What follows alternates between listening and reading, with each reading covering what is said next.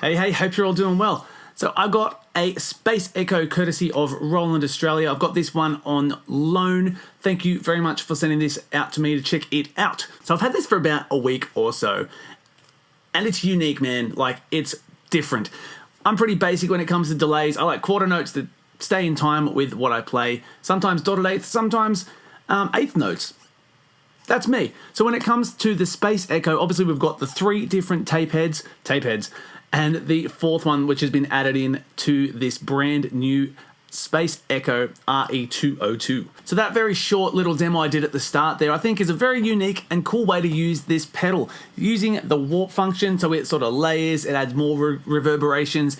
Each time you add a different layer and it gets more intense the longer you hold it and the more things you add to it. And then the twist function, obviously that's that really crazy oscillating effect which feels like it's lifting off into space and then drops you plummeting back to Earth, much like terrifying rides at like Dreamworld and that sort of thing. So on the surface, it looks pretty straightforward and basic. You've got knobs, you've got a couple of buttons, the end. However, it does have MIDI capability, which got me thinking there must be much more than meets the eye when it comes to this pedal. So I had a look at the manual, and sure enough, we've got a ton of features that are amazing that you can customize and make it more suited to your style of playing. So let's have a look at some of those. Let's go.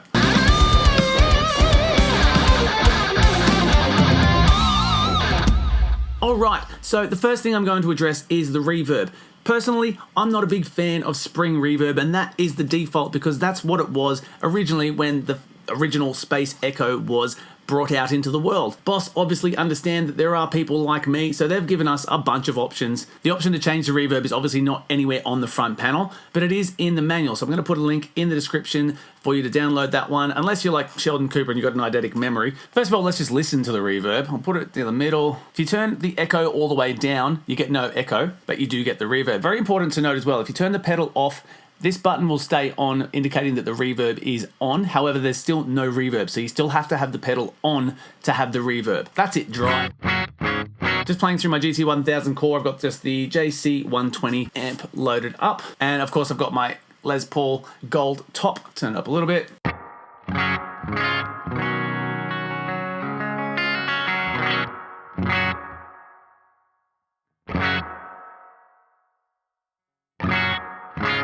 This bass and treble knob does not affect the tone of the reverb, it affects the tone of the delay, which is handy to know as well because it looks like it belongs to the reverb. Anyway, to get to my point, there's our spring. We can have a haul. So what you need to do, turn the pedal off, hold the tap button, which is this guy over here, turn the power back on, and it goes to this mode.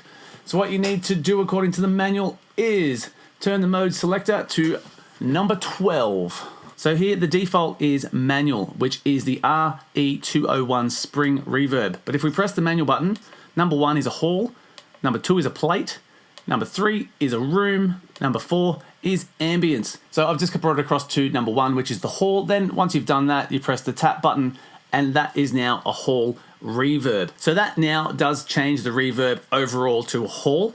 You can, however, go through and set the reverb to change per preset, which is super powerful. You can have a spring on one and a hall and on another and then a plate. Pretty flexible, which is really cool. That is, of course, in the manual on page number 20. So again, download that, check it out if you want to look at how to get a reverb per preset instead. But right now, I'm just going to show you the different sounds of the reverbs.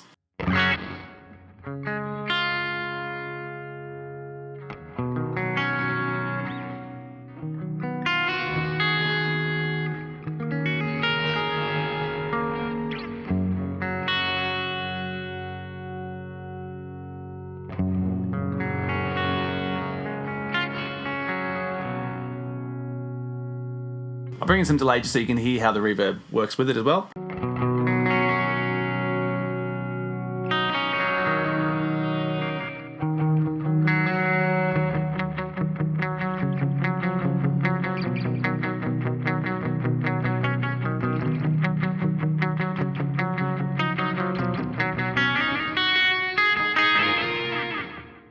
This is now plate reverb.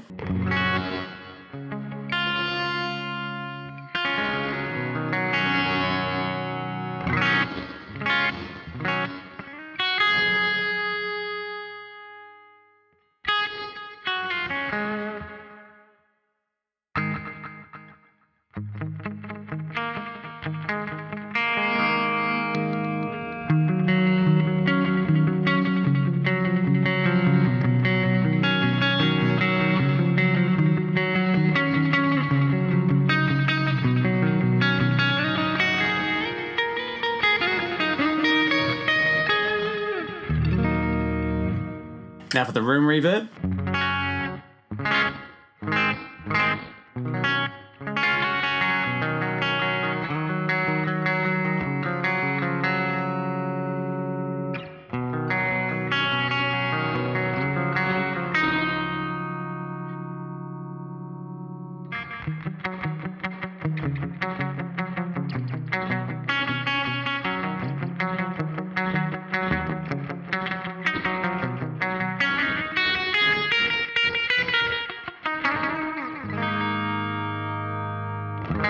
And now for the last one, which is ambience.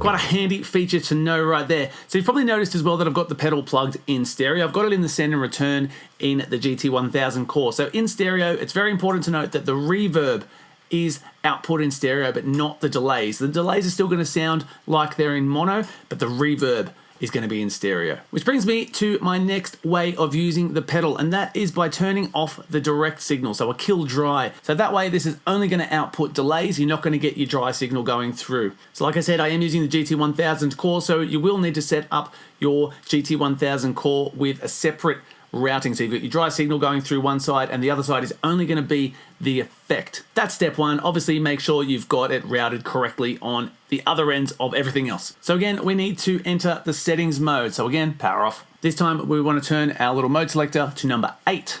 It's on manual right now, which means obviously the direct signal is going through and it's going to be outputted with the effect. Press the memory button, take it to number 1, and of course exit settings.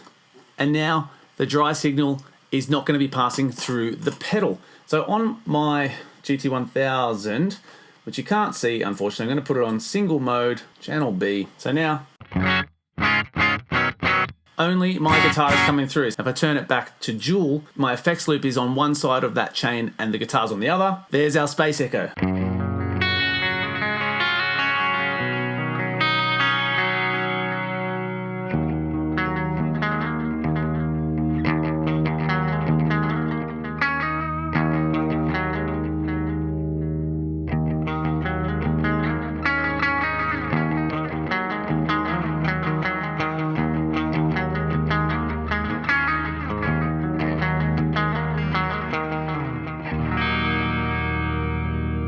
I really like using some of my effects in parallel like this. It creates way more flexibility in my opinion. You can crank your effects here and you can blend things back in just enough and still keep that crisp, amazing dry signal on your guitar, or you can also add effects to this. So now I've just routed my GT1000 so that I've got a chorus before the tape echoes. I've turned the dry signal side off so you can just hear what's happening to the tape.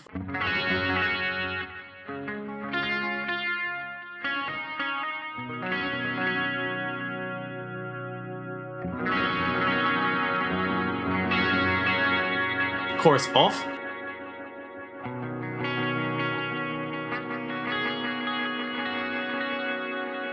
Moving the chorus after the effect now.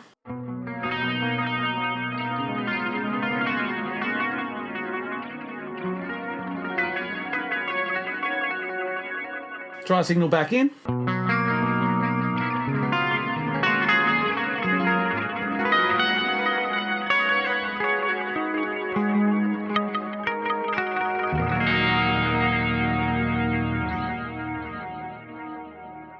I like that one. That was fun. And to add the effects onto the delays only, that's pretty cool, and you can get some really unique sounds there too. So this twist effect, it's pretty unique.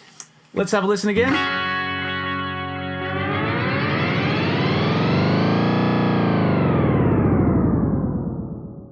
It's weird, it's wacky, it's wonderful. So you could probably use that as like an amp up, build up, or a breakdown or something in a section of a song to create some kind of vibe. Now it's not necessarily my favorite effect in the world, but it's definitely unique to this pedal, which is kind of cool. That's the point of pedals, right? We have a different sound on each one, and they've also got their own wacky, wonderful things that you can use, and that's what this is about. However, Boss has given us 3 different versions of this twist effect.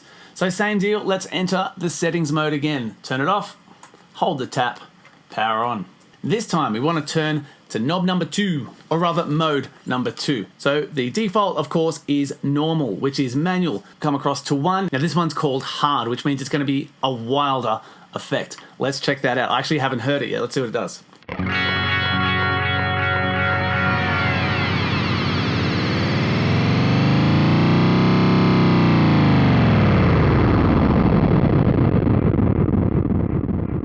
Holy crap, that's incredible.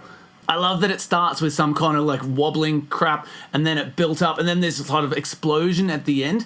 So that's really cool. It's quite unique. You can use those effects again in a section of a song. Let's listen to number 2 again. That was cool.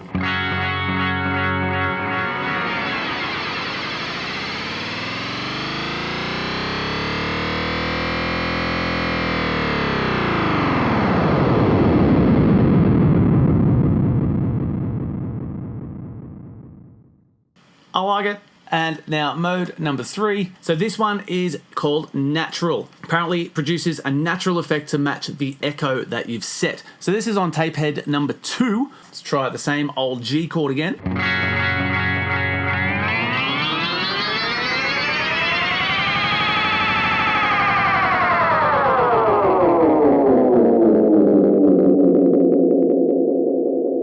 Awesome, so that's really cool. If we change some of the rates here.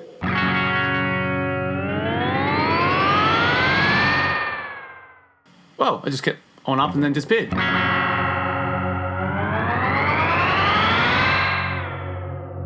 I had the repeat rate all the way down.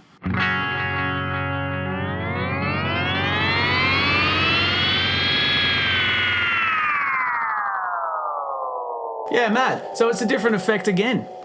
How cool. I love it. You can make some really cool transitions. If you're a content creator, you can use all of these kinds of sounds for very unique sounding things. Mad. But I think this pedal would be great for soundscapes. Like, you know what I mean? Like movie effects and short movies or anything like that. Or, you know, if your partner's going to the bathroom, you can be set up outside and be like, whoa. That would be funny. Now, in this case, it doesn't look like you can save the twist mode per preset. At least the manual doesn't tell me that, and I couldn't see it anywhere in the MIDI implementation. But, oh well, pretty cool. So another cool feature that they've implemented into this brand new 202 is that it can emulate the old RE-201 preamp saturation. It comes default with it switched off. There is no preamp saturation. So again, we need to go into our settings to turn it on. So this time we want to turn to number 9. So number 1, to quote it straight out of the manual, uses digital signal processing to recreate the sound of the direct sound going through an RE-201 preamp. So if we put it to number 1, the saturation effect is cancelled when you've got the effect off. But if we put it to number 2, that saturation effect is on all the time. And that's, again, affecting our guitar signal. So I'm going to put it to number 1 so that I can turn the pedal on and off and you can hear the difference. So firstly, with the effect turned off, now I have moved my send and return back to the front of my chain now. So this is going to be the first thing that the guitar's hitting before the compressor, before the amplifier.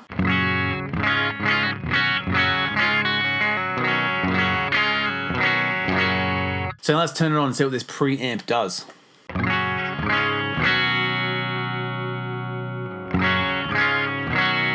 So it seems to be pretty clean at the moment, but this saturation knob, it's going to dictate how much preamp saturation is affecting the guitar.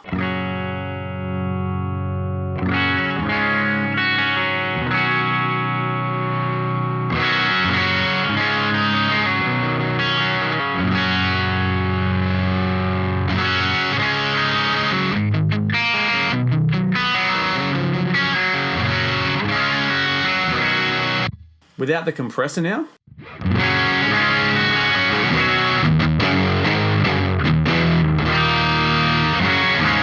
It's almost like an overdrive. That's really cool.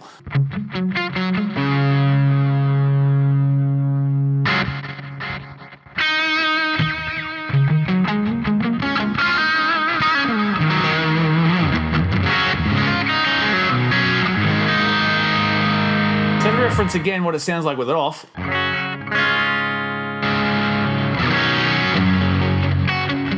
That's a pretty unique feature there in itself. So this does also have the capabilities of being run at line level. So you could use this as an outboard effect. I've heard stories of people using the old Space Echo preamp on their drum recordings, which is quite unique. And you can 100% do that with this.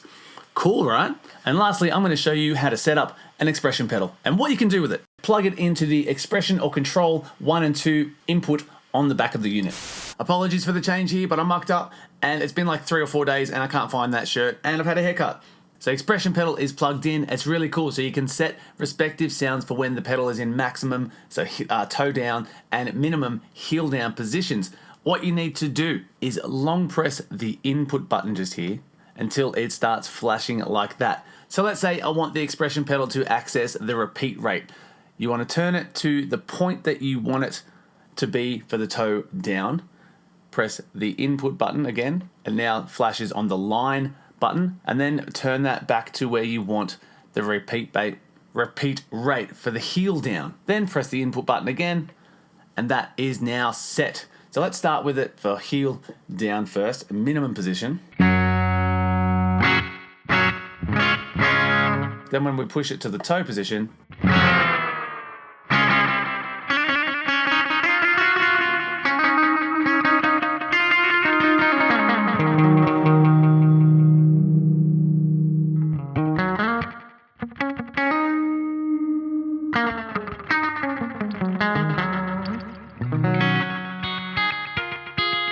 and that of course works through all of the tape head options as well.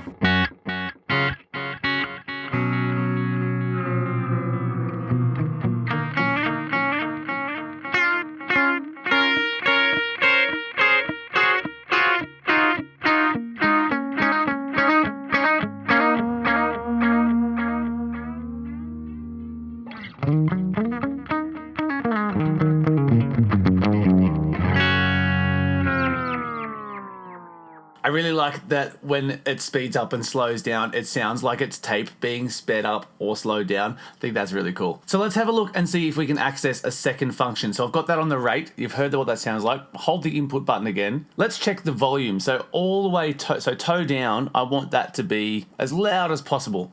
Then we'll go line, and I want it to be barely there. See if that works.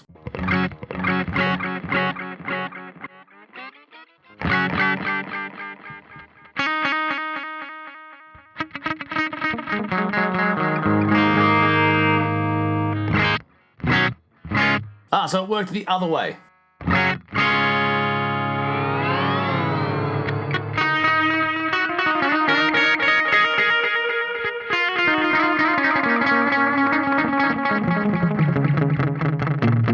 Let's now put the wow and flutter on there as well, just to see what happens. Toe down, all the way that way, heel down. I don't know if you have to do that or not, but let's just try it this time.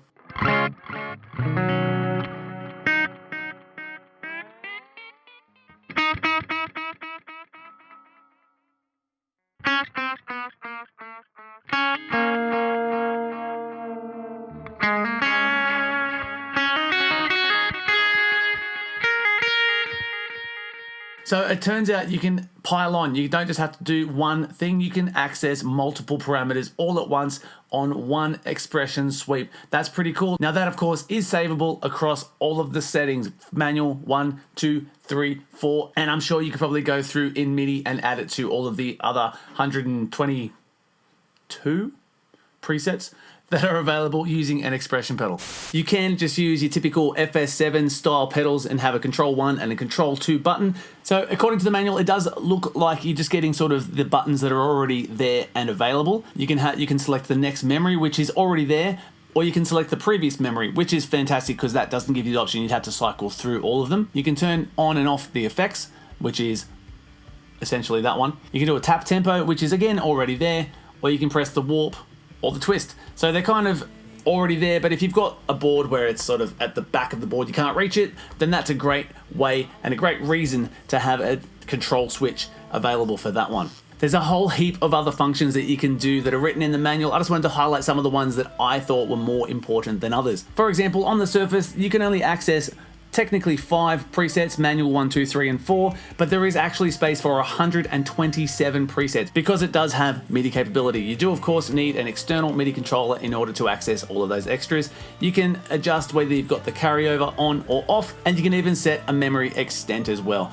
So some really cool and flexible ideas in the new rendition of the Space Echo. Now, if you do stuff around with your Space Echo and ruin it a little bit, you can restore it to the default settings, which is what Roland is going to have to do with this one. Thanks, guys. That's it for today. Thanks so much for watching. Stay tuned. See you next time.